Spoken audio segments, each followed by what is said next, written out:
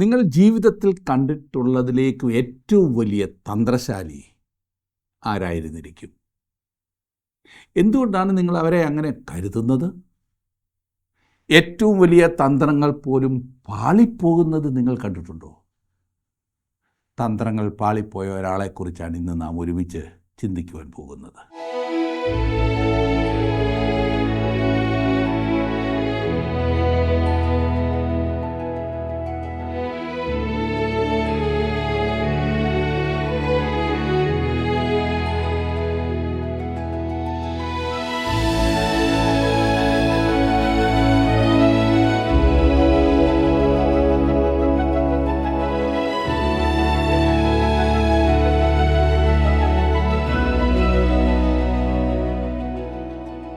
ജീവസന്ദേശത്തിൻ്റെ Bible ക്ലാസ്സിലേക്ക് സ്വാഗതം. തന്ത്രശാലിയായ ഒരു മനുഷ്യനെ ദൈവികമായ ഇടപെടൽ എപ്രകാരം മാറ്റിമറിക്കുന്നു എന്നതിൻ്റെ നല്ല തെളിവാണ് യാക്കോബിൻ്റെ ജീവിതം. ആത്മീയമായ ഈ മൽപ്പിടുത്തത്തിൽ അവൻ്റെ ബാഹ്യരൂപത്തിന് ചില പരിക്കുകളും ബലഹീനതകളും സംഭവിച്ചുവെങ്കിലും ആന്തരികമായി അവനൊരു പുതിയ മനുഷ്യനായി രൂപാന്തരപ്പെടുകയായിരുന്നു. വർഷങ്ങളോളം ഭയപ്പെട്ടിരുന്ന സഹോദരൻ ഏശാവിനെ താഴ്മയോടെ അഭിമുഖീകരിക്കുവാൻ അവന് സാധിച്ചു.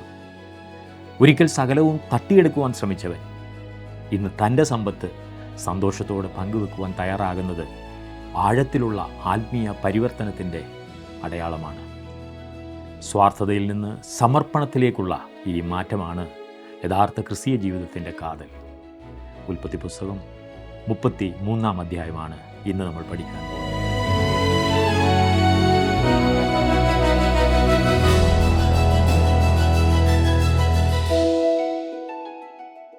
ഇനി പല ആളുകൾക്കുമുള്ള ഒരു തെറ്റിദ്ധാരണയെക്കുറിച്ച് ഞാൻ പറയാം. ജീവിതത്തിൽ പ്രശ്നങ്ങളും പ്രതിസന്ധികളുമൊക്കെ ഉണ്ടാകുന്നത് ദൈവത്തെ വിളിക്കാത്തത് കൊണ്ടാണെന്നും ദൈവത്തെ വിളിച്ച് ജീവിച്ചാൽ പിന്നെ പ്രശ്നങ്ങളൊന്നും വരില്ല എന്നുമാണ് പലരും ചിന്തിക്കുന്നത്. ചിലപ്പോൾ എന്നെപ്പോലെയുള്ള പല ബൈബിൾ പ്രഭാഷകരുടെയും പ്രധാന പ്രസംഗ വിഷയം തന്നെ അതായി മാറാറുണ്ട്.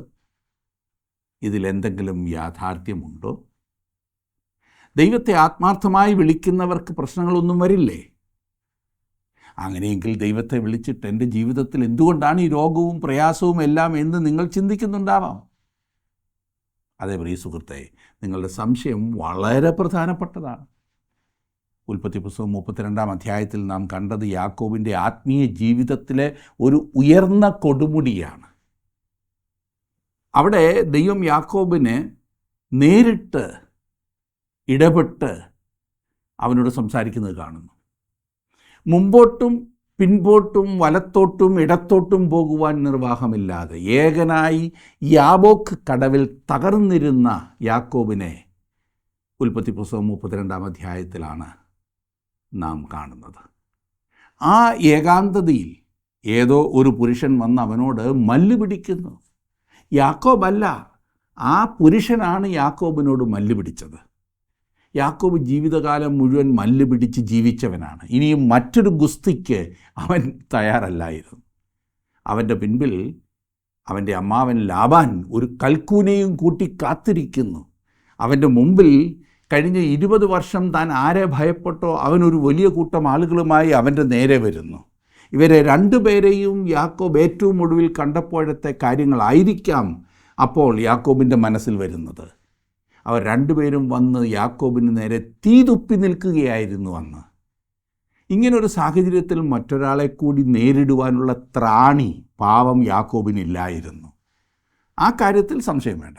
അതുകൊണ്ട് തന്നെ രാത്രിയിൽ തൻ്റെ അടുത്ത് വന്ന ആ പുരുഷനെ ഒഴിഞ്ഞു പോകുവാൻ മാത്രമേ യാക്കോബ് ശ്രമിച്ചു കാണുകയുള്ളൂ. എന്നാൽ ആ പുരുഷൻ വിടുവാൻ തയ്യാറല്ലായിരുന്നു. മൽപ്പിടുത്തത്തിന് അവൻ മുൻകൈയെടുത്തു. യാക്കോബിൻ്റെ തുടയുടെ തടം തൊട്ടു. അവനെ മുടന്തിക്കുന്നത് വരെ യാക്കോബ് ആ പുരുഷനോട് എതിർത്ത് നിന്നു എന്ന് നാം വായിക്കുന്നു. തൻ്റെ സ്ഥാനം വിട്ടുകൊടുക്കുവാൻ യാക്കോബിന് യാതൊരു ഭാവവുമില്ലായിരുന്നു. ഒടുവിൽ ഈ മല്ല് പിടിക്കുവാൻ വന്ന പുരുഷൻ ആരാകുന്നുവെന്ന് മനസ്സിലാക്കിയ യാക്കോബ് അവനിൽ നിന്നും അനുഗ്രഹം പ്രാപിക്കുന്നത് വരെ അവനോട് പറ്റി നിൽക്കുന്നു. ഈ സമയം വരെയും യാക്കോബ് വിധേയപ്പെടാതെ ദൈവഹിതത്തിന് സമർപ്പിക്കാതെ മറുത്തു നിൽക്കുകയായിരുന്നു. തൻ്റെ പക്ഷമാണ് ശരി, തൻ്റെ പ്ലാനുകൾ മാത്രമേ ഗുണം ചെയ്യൂ എന്ന ഭാവം അവനിൽ ഉണ്ടായിരുന്നിരിക്കണം. എന്നാൽ ഈ പറഞ്ഞ സമയം മുതൽ, അതായത് ദൈവം അവനെ അനുഗ്രഹിച്ചു എന്ന് പറഞ്ഞിരിക്കുന്ന സമയം മുതൽ നാം യാക്കോബിൽ ഒരു മാറ്റം കാണുകയാണ്. ഇവിടെ മുതൽ യാക്കോബിൻ്റെ ജീവിതത്തിൽ ശരിയായ ദിശയിലേക്കുള്ള മാറ്റം നാം കാണുവാൻ പോകുകയാണ്. ഒരു പുതിയ മനുഷ്യനെ പരിചയപ്പെടുന്ന പ്രതീതി നമുക്കിവിടെ ഉണ്ടാകുന്നു. അത് കേവലം അഭിനയമായിരുന്നില്ല, മറിച്ച് യഥാർത്ഥത്തിൽ യാക്കോബ് ഒരു പുതിയ മനുഷ്യൻ തന്നെയായി മാറുന്നു. അതേസമയം ഇനി അങ്ങോട്ട് അവൻ്റെ ജീവിതത്തിൽ അവൻ ഇതുവരെ നേരിട്ടില്ലാത്ത വിധം പ്രശ്നങ്ങളെ നാം കാണുവാൻ പോവുകയാണ്. അത് കാണുമ്പോൾ സാധാരണ ഉയർന്നു വരാറുള്ള ഒരു ചോദ്യമുണ്ട്: അപ്പോൾ ദൈവം അനുഗ്രഹിച്ച ഒരു വ്യക്തിയുടെ ജീവിതത്തിലും പ്രശ്നങ്ങളും പ്രയാസങ്ങളും ഉണ്ടാകുമോ? അതേ സുഹൃത്തെ, ദൈവത്താൽ അനുഗ്രഹിക്കപ്പെട്ട ഒരു വ്യക്തിയുടെ ജീവിതത്തിലും പ്രശ്നങ്ങളും പ്രയാസങ്ങളും ഉണ്ടാകും. എന്നാൽ ദൈവം അത് അനുവദിക്കുന്നത് ആ വ്യക്തിയെ രൂപപ്പെടുത്തി അനേകർക്ക് അനുഗ്രഹമാക്കി തീർക്കുവാനാണ്, അല്ലാതെ ആ വ്യക്തിയെ നശിപ്പിക്കുവാനോ ശിക്ഷിക്കുവാനോ അല്ല. ഏതായാലും ഈ പുതിയ യാക്കോബിനെ നമുക്കൊന്ന് മനസ്സിലാക്കാൻ ശ്രമിക്കാം. ഉൽപ്പത്തി പുസ്തകം 33 അധ്യായം മുതലാണ് നാം അത് കാണുവാൻ പോകുന്നത്. 33 അധ്യായത്തിൻ്റെ ആദ്യത്തെ വാക്യത്തിൽ നാം വായിക്കുന്നത്: അനന്തരം യാക്കോബ് തലപൊക്കി നോക്കി, ഏശാവും അവനോടുകൂടെ 400 ആളും വരുന്നത് കണ്ടു. തൻ്റെ മക്കളെ ലേയായുടെ അടുക്കലും റാഹേലിൻ്റെ അടുക്കലും 2 ദാസിമാരുടെ അടുക്കലും വിഭാഗിച്ചു നിർത്തി. ഒരുപക്ഷെ തനിക്ക് നേരിടുവാൻ പോകുന്ന ആപത്ത് ഭയന്ന് എങ്ങനെയെങ്കിലും തൻ്റെ കുടുംബത്തെ രക്ഷിക്കുവാനുള്ള തത്രപ്പാടിലായിരിക്കാം യാക്കോബ്. അതുകൊണ്ട് അവൻ കുടുംബത്തെ മറ്റുള്ളവരിൽ നിന്നും വേർതിരിക്കുന്നു. ഈ മനുഷ്യൻ്റെ മാനസികാവസ്ഥ നിങ്ങളൊന്ന് ചിന്തിക്കുന്നത് നല്ലതാണ്. 2-3 വാക്യങ്ങളിൽ നാം കാണുന്നത്: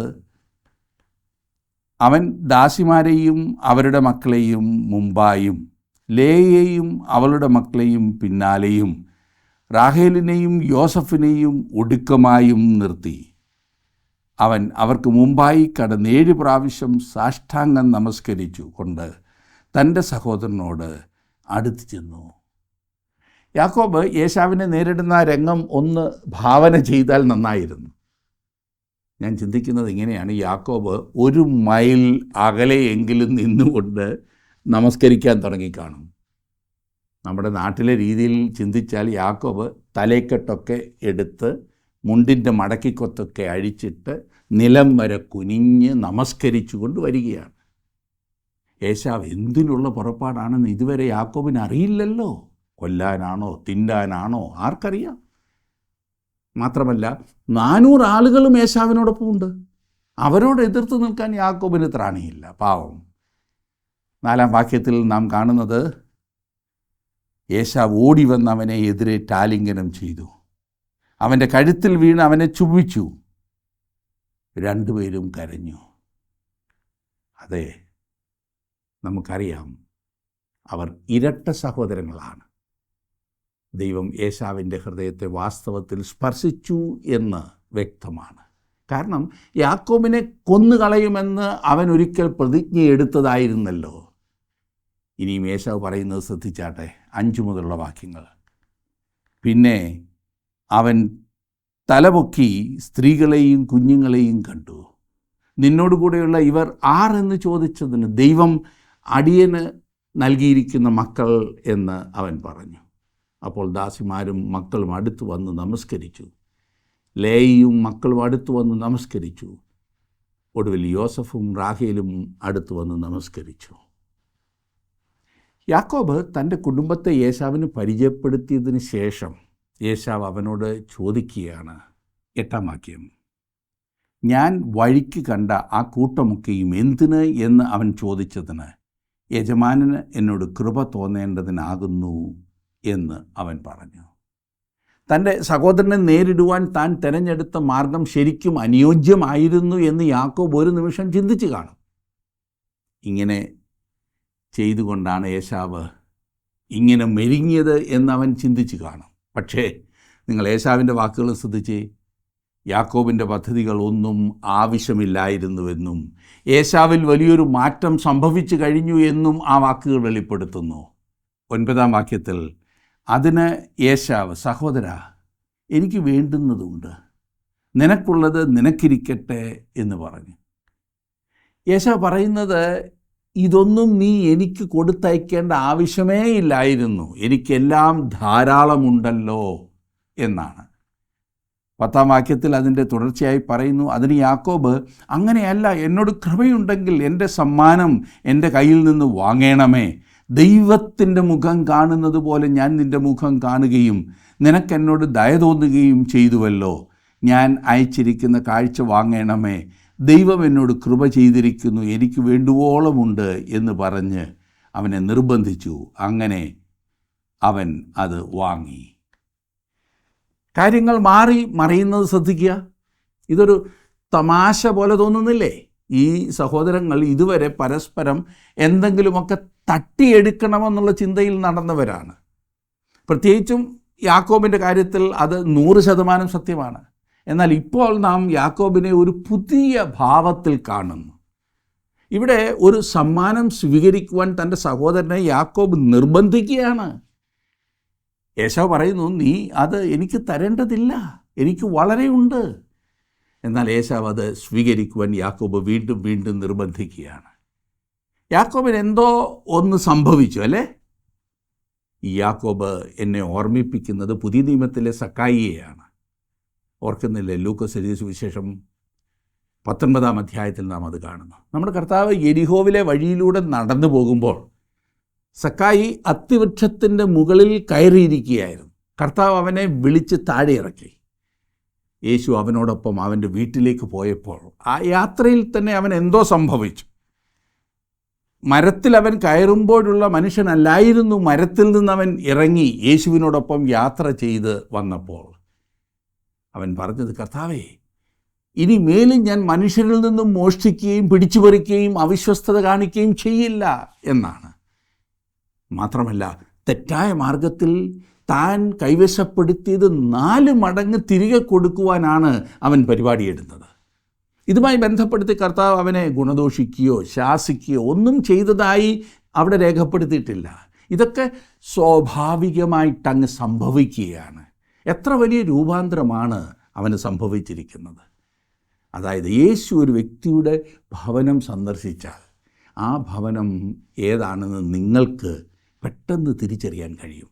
കാരണം ആ ഭവനക്കാരുടെ രൂപാന്തരം അത് സാക്ഷ്യപ്പെടുത്തും.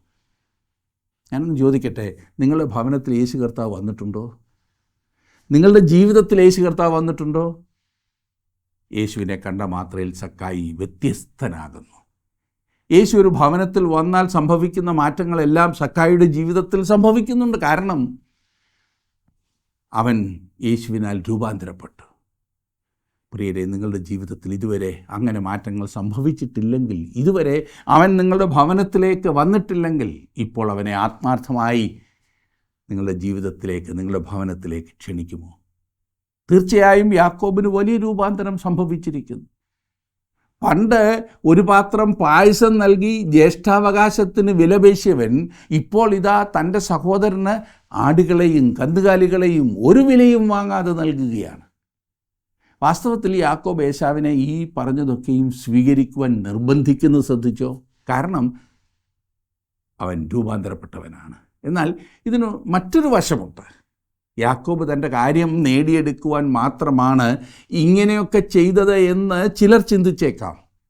എന്നാൽ ആ വാദത്തിൽ കഴമ്പുണ്ടെന്ന് ഞാൻ കരുതുന്നില്ല. കാരണം ആത്മാർത്ഥത ഇല്ലാതെയാണ് യാക്കോബ് പ്രവർത്തിച്ചതെങ്കിൽ ഏശാവ് പ്രസാദിച്ചു എന്ന് കണ്ടപ്പോൾ പിന്നെ അവ സ്വീകരിക്കുവാൻ യാക്കോബ് അവനെ നിർബന്ധിക്കേണ്ടതില്ലല്ലോ.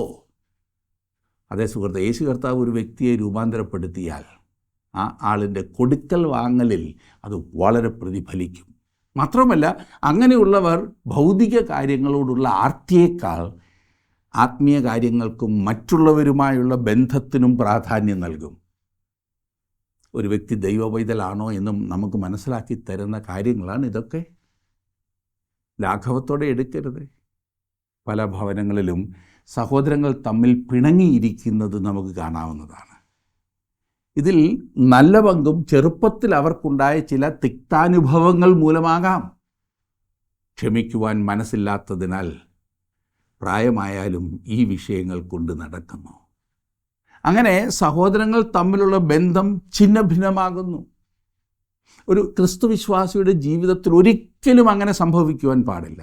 ക്രിസ്തുവിശ്വാസികൾ പരസ്പരം സൗഹാർദ്ദത്തോടും സ്നേഹത്തോടും പെരുമാറണം എന്ന് പറയുമ്പോൾ നമ്മുടെ സ്വന്തം ഭവനത്തിലുള്ള നമ്മുടെ സഹോദരങ്ങളോട് ഒരിക്കലും കയ്പായിരിക്കരുത് എന്നാണ് അർത്ഥം. യാക്കോബിൻ്റെയും ഏശാവിൻ്റെയും ജീവിതത്തിൽ നിന്ന് നമുക്ക് കാണുവാൻ സാധിക്കുന്ന വലിയ പാഠങ്ങളിലൊന്നാണത്. ഒടുവിൽ ഏശാവ് ആ സമ്മാനം സ്വീകരിച്ചു. ആ കാലങ്ങളിൽ പ്രത്യേകിച്ചും ആ നാട്ടിൽ ആരെങ്കിലും ഒരു സമ്മാനം സ്വീകരിക്കുവാൻ വൈമുഖ്യം കാണിച്ചാൽ അത് ഒരു അധിക്ഷേപമായി കണക്കാക്കപ്പെട്ടിരുന്നു. അതുകൊണ്ട് ഏശാവ് ആ സമ്മാനം സ്വീകരിക്കുന്നു. 12-ാം വാക്യത്തിൽ നാം കാണുന്നത്, പിന്നെ അവൻ, നാം പ്രയാണം ചെയ്തു പോക, ഞാൻ നിനക്ക് മുമ്പായി നടക്കാം എന്ന് പറഞ്ഞു. ഏശാവ് പറയുന്നത്, സഹോദരാ, നീ ഇപ്പോൾ ദേശത്തേക്ക് മടങ്ങി വരുന്നതിനാൽ വഴി കാണിക്കുവാനും നിനക്കൊരു സംരക്ഷണമായും ഞാൻ നിനക്ക് മുമ്പായി നടക്കാമെന്നാണ്. അപ്പോൾ ഏശാവ് ഈ 400 ആളുകളുമായി വന്നത് യാക്കോബിനെ സംരക്ഷിച്ചു കൊണ്ടുപോകുവാനാണെന്ന് ചിന്തിക്കുന്നതിൽ തെറ്റില്ലല്ലോ. 13-ാം വാക്യത്തിൽ നാം കാണുന്നത്, അതിന് അവൻ അവനോട്, കുട്ടികൾ നന്നായി ഇളയവർ എന്നും കറവുള്ള ആടുകളും കന്നുകാലികളും കൂടെയുണ്ടെന്നും യജമാനൻ അറിയുന്നുവല്ലോ. അവയെ ഒരു ദിവസം അധികം ഓടിച്ചാൽ കൂട്ടമെല്ലാം ചത്തുപോകും. യാക്കോബിൻ്റെ വാക്കുകളുടെ അർത്ഥം ഇതാണ്: ഞാൻ എൻ്റെ കുടുംബത്തെ നടത്താം. കുട്ടികൾ വളരെ ചെറുപ്പമാണല്ലോ, അതുമാത്രമല്ല കന്നുകാലികളിലും വളരെ ചെറിയവയുണ്ട്. ഞങ്ങൾക്ക് വളരെ വേഗത്തിൽ പോകുക സാധ്യമല്ല. നീ 400 പേരുമായി വേഗത്തിലായിരിക്കുമല്ലോ യാത്ര ചെയ്യുന്നത്. അതുകൊണ്ട് നീ മുമ്പോട്ട് പോയാലും. 15-ഉം 16-ഉം വാക്യങ്ങളിൽ, എൻ്റെ ആളുകളിൽ ചിലരെ ഞാൻ നിൻ്റെ അടുക്കൽ നിർത്തട്ടെ എന്ന് ഏശാവ് പറഞ്ഞതിന്, എന്തിന്? യജമാനൻ്റെ കൃപയുണ്ടായാൽ മതി എന്ന് അവൻ പറഞ്ഞു. അങ്ങനെ ഏശാവ് അന്ന് തൻ്റെ വഴിക്ക് സെയീരിലേക്ക് മടങ്ങിപ്പോയി. ഈ സമയത്ത് ഏശാവ് ജീവിച്ചിരുന്നത് കനാൻ്റെ തെക്ക് ഏദോം ദേശത്തെ സെയീർ ആയിരുന്നു. അവരുടെ പിതാവിൻ്റെ മരണശേഷമാണ് അവൻ സെയീർ പർവ്വതത്തിലേക്ക് മാറിയത്. അത് പിന്നീട് ദൈവം ഏശാവിന് അവകാശമായി നൽകുകയുണ്ടായി എന്ന് ആവർത്തന പുസ്തകം 2-ാം അധ്യായത്തിൻ്റെ 5-ാം വാക്യത്തിൽ നാം വായിക്കുന്നുണ്ട്. 17-ാം വാക്യത്തിൽ നാം കാണുന്നത്, യാക്കോബോ സുക്കോത്തിന് യാത്ര പുറപ്പെട്ടു. തനിക്കൊരു വീട് പണിത് കന്നുകാലിക്കൂട്ടത്തിന് തൊഴുത്തുകളും കെട്ടി. അതുകൊണ്ട് ആ സ്ഥലത്തിന് സുക്കോത്ത് എന്ന് പേർ പറയുന്നു. ഇവിടെ ചില വസ്തുതകൾ നമ്മൾ ശ്രദ്ധയോടെ മനസ്സിലാക്കേണ്ടതുണ്ട്. യാക്കോബിൻ്റെ ജീവിതത്തിൽ ഒരു വലിയ വ്യതിയാനം സംഭവിച്ചിരിക്കും. തൻ്റെ സഹോദരന് സമ്മാനം കൊടുത്ത് നേരെയാക്കുവാൻ യാക്കോബ് നടത്തിയ തന്ത്രത്തിൻ്റെ ആവശ്യമില്ലായിരുന്നു. യാക്കോബിന് ദോഷമൊന്നും ചെയ്യാതിരിപ്പാൻ ദൈവം ലാബാന് മുന്നറിയിപ്പ് നൽകി. യാക്കോബിനെ സ്വീകരിക്കുവാൻ ദൈവം ഏശാവിനെ ഒരുക്കി. ഇപ്പോൾ താൻ ഭയപ്പെട്ടിരുന്ന കാര്യങ്ങളിലെല്ലാം യാക്കോബിന് സമാധാനമുണ്ട്. ഈ 2 സഹോദരന്മാർ തമ്മിൽ അനുരഞ്ജനത്തിൽ എത്തിയത് ആത്മാർത്ഥമായും ഔദാര്യമായും ആണെന്ന് നമുക്ക് മനസ്സിലാക്കാം. അതിനെപ്പറ്റി സംശയിക്കേണ്ട കാര്യമൊന്നുമില്ല. ഇപ്പോൾ ഏശാവ് സമ്പന്നനാണ്. മാത്രമല്ല അവൻ്റെ ജ്യേഷ്ഠാവകാശത്തിന് അവൻ പ്രത്യേകിച്ച് വിലയൊന്നും നൽകുന്നുമില്ല. അപ്പോൾ പിന്നെ തൻ്റെ സഹോദരനുമായി നിരപ്പാകാതെ ഇരിക്കേണ്ട കാര്യമൊന്നുമില്ലല്ലോ. ഇപ്പോഴിത് യാക്കോബിൻ്റെ മേൽ പ്രകാശം വീണിരിക്കുന്നു. ലാബാൻ തൃപ്തിപ്പെട്ടു, ഏശാവ് നിരപ്പ് പ്രാപിച്ചു. ദൈവം ഇതെല്ലാം യാക്കോബിനായി ചെയ്തു. നേരെ മറിച്ച് തൻ്റെ തന്ത്രങ്ങളും കൗശലങ്ങളും കൊണ്ട് നടന്നിരുന്നെങ്കിൽ യാക്കോബ് ക്രൂരമായി കൊല്ലപ്പെടുമായിരുന്നു. ഇനിയും യാക്കോബ് തിരിഞ്ഞു നോക്കി തൻ്റെ ജീവിതത്തിലുടനീളം ദൈവകരം അനുഭവിച്ചതോർത്ത് ദൈവത്തെ സ്തുതിക്കുവാൻ പോകുകയാണ്. എങ്കിലും ഒരു കാര്യം മറക്കരുത്, അവൻ വിതച്ച ദുഷ്ടത ഇതുവരെയും കൊയ്തു തീർന്നിട്ടില്ല. ഇനിയും ജീവിതത്തിൽ പലതും അവൻ സഹിക്കേണ്ടിയിരിക്കുന്നു. അങ്ങനെ ഏശാവ് സെയീരിലേക്ക് പോകുന്നു. തുടർന്ന് ഏശാവിനെ നമ്മൾ അധികം കാണുന്നില്ല. യാക്കോബ് സുഖോത്തിൽ താവളമടിക്കുകയാണ്. 18-ഉം 19-ഉം വാക്യങ്ങളിൽ, യാക്കോബ് പദ്ദൻ ആരാമിൽ നിന്ന് വന്ന ശേഷം കനാൻ ദേശത്തിലെ ശേഖേം പട്ടണത്തിൽ സമാധാനത്തോടെ എത്തി. പട്ടണത്തിനരികെ പാളയമടിച്ചു. താൻ കൂടാരം അടിച്ച നിലം ശേഖേമിൻ്റെ അപ്പനായ ഹമോരിൻ്റെ പുത്രന്മാരോട് 100 വെള്ളിക്കാശിന് വാങ്ങി. ബഥേലിലേക്ക് പോകാതെ സുക്കോത്തിലും ശേഖേമിലും നിന്നതിന് യാക്കോബിനെ പലരും വിമർശിക്കാറുണ്ട്. വാസ്തവത്തിൽ ഈ അവസരത്തിൽ യാക്കോബിൽ നിന്നും നാം അധികം പ്രതീക്ഷിക്കുന്നത് ശരിയാണോ? ഒന്നാമത്, അവൻ മുടന്തനാണ്. ആത്മീയ കാലുകൾ കൊണ്ടുപോലും നടക്കുവാൻ അവൻ പഠിക്കുന്നതേ ഉള്ളൂ. ആത്മീയ ജീവിതത്തിൽ അവൻ ഒരർത്ഥത്തിൽ ശിശുവാണ്. ഒറ്റ ദിവസം കൊണ്ട് എല്ലാ മാറ്റങ്ങളും വന്നു കഴിഞ്ഞു എന്ന് പറയുവാൻ കഴിയില്ലല്ലോ. മാറ്റമുണ്ട്, എന്നാൽ ഒറ്റ ദിവസം കൊണ്ട് എല്ലാം തികഞ്ഞു എന്ന് പറയാൻ സാധിക്കില്ല. അതുകൊണ്ട് 20-ാം വാക്യത്തിൽ നാം വായിക്കുന്നത്, അവിടെ അവൻ ഒരു യാഗപീഠം പണിത് അതിന് എൽ എലേഹേ ഇസ്രായേൽ എന്ന് പേരിട്ടു. യാക്കോബ് ഒരു യാഗപീഠം ഇവിടെ പണിയുന്നു. അവൻ്റെ വല്യപ്പനായിരുന്ന അബ്രഹാമും പോയിടത്തെല്ലാം യാഗപീഠങ്ങൾ പണിതിരുന്നല്ലോ. ഇവിടെ അതിമനോഹരമായ ഒരു കാര്യമുണ്ട്. യാക്കോബ് തൻ്റെ പുതിയ പേര് ദൈവത്തിൻ്റെ പേരുമായി താദാത്മ്യപ്പെടുത്തുന്ന ഒരു സംഭവമാണിത്. അവൻ ആ യാഗപീഠത്തിന് എൽ എലോഹേ ഇസ്രായേൽ എന്ന് പേരിട്ടു. അതിൻ്റെ അർത്ഥം ദൈവം ഇസ്രായേലിൻ്റെ ദൈവം എന്നാകും. ഇത് കാണിക്കുന്നത് ആത്മീയമായി പതിയെ നടക്കുവാൻ മാത്രം ആരംഭിച്ച ഒരു വ്യക്തിയിലെ യഥാർത്ഥ വളർച്ചയാണ്. നമുക്കിങ്ങനെ പറയാം, ആദ്യം അവൻ സുഖോത്തിലേക്ക് യാത്രയാകുന്നു. ദൈവത്തിൻ്റെ ഭവനമായ ബഥേലിൽ ഇതുവരെ അവൻ എത്തിയിട്ടില്ല, എങ്കിലും അവൻ അവിടേക്കുള്ള യാത്രയിലാണ്. പ്രിയ സുഹൃത്തെ, നിങ്ങളുടെ ആത്മീയ ജീവിതത്തിൻ്റെ വളർച്ച എപ്രകാരം ഇരിക്കുന്നു? ദൈവവുമായി ബന്ധപ്പെട്ട നിങ്ങളുടെ ജീവിതത്തിലെ മാറ്റങ്ങൾ എന്തൊക്കെയാണെന്നൊന്ന് പറയാമോ? ആദ്യമുണ്ടാകേണ്ടത് ജീവിതത്തിലെ ഭയം മാറ്റുവാൻ ദൈവത്തിൽ ആശ്രയിക്കുകയാണ്. ദൈവം എന്നോടുകൂടി ഉണ്ടെന്നും അവൻ എൻ്റെ കൈക്ക് പിടിച്ചെന്നെ നടത്തുന്നു എന്നും അവിടുത്തെ വാഗ്ദത്തങ്ങൾ എനിക്ക് മുറുകെ പിടിക്കാവുന്നതാണ് എന്നും മനസ്സിലാക്കി ഭീതിയും ആശങ്കയും ഉപേക്ഷിച്ച് ദൈവത്തിൽ ആശ്രയിക്കുക. അല്ലെങ്കിൽ നാം നമുക്ക് തന്നെ ദോഷം വരുത്തി വെക്കുകയാണ് ചെയ്യുന്നത്. യാക്കോബിൻ്റെ ജീവിതത്തിലേക്ക് നോക്കൂ. ലാബാൻ തന്നെ കൊല്ലും എന്ന് ഭയപ്പെട്ടവൻ തന്ത്രങ്ങൾ ആവിഷ്കരിച്ചു. എന്നാൽ ദൈവം ലാബാനെ വിലക്കി. യാക്കോബിനോട് യാതൊരു ദോഷവും ചെയ്യരുതെന്ന് വളരെ കർശനമായി ദൈവം ലാബാന് മുന്നറിയിപ്പ് നൽകി. പിന്നീട് യാക്കോബിൻ്റെ ചിന്ത ഏശാവായി. 400 ആളുകളുമായി വന്ന ഏശാവ് തന്നെയും തനിക്കുള്ള സകലത്തെയും നശിപ്പിക്കുമെന്നാണ് യാക്കോബ് കരുതിയത്. എന്നാൽ ദൈവം മുന്നമേ തന്നെ അതിന് പരിഹാരമുണ്ടാക്കി. പ്രിയ സുഹൃത്തെ, താങ്കളുടെ ജീവിതത്തിൽ ഭയങ്ങളാണോ യാഥാർത്ഥ്യങ്ങളെക്കാൾ മുമ്പിൽ നിൽക്കുന്നത്? ഭാവിയെക്കുറിച്ചുള്ള ഭയം, മക്കളെക്കുറിച്ചുള്ള ഭയം, ആരോഗ്യത്തെക്കുറിച്ചുള്ള ഭയം, മറ്റു മനുഷ്യരെക്കുറിച്ചുള്ള ഭയം, ദൈവകരങ്ങളിലേക്ക് നിങ്ങളെ സമർപ്പിച്ചാൽ ഈ ഭയത്തിൽ നിന്നൊക്കെ വിടുതൽ പ്രാപിച്ച് നമുക്ക് മുൻപോട്ട് പോകുവാൻ സാധിക്കും. അതാണ് യാക്കോബിൻ്റെ ജീവിതത്തിലെ ഈ സംഭവങ്ങൾ നമ്മെ ഓർപ്പിക്കുന്നത്. താങ്കളുടെ ജീവിതത്തിൽ അപ്രകാരം ദൈവത്തിൽ ആശ്രയിക്കുവാൻ സാധിക്കുന്നുണ്ടോ? സാധിക്കട്ടെ എന്ന് ഞാൻ പ്രാർത്ഥിക്കുന്നു. ദൈവം നിങ്ങളെ അനുഗ്രഹിക്കട്ടെ.